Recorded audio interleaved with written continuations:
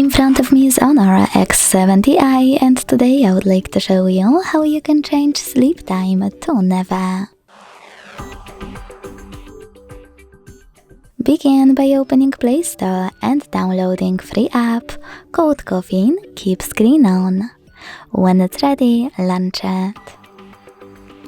Now thanks to it, after hitting OK, you can access Timeout section. Over here Infinite is already on. Now to make this app work on your device, go into Tab menu and edit it thanks to this icon at the top right corner.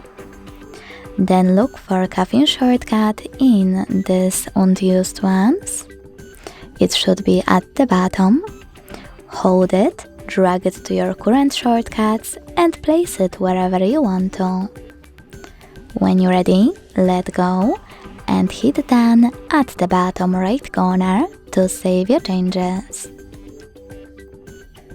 Then you need to click on your new shortcut, and as you can see, mine is blue.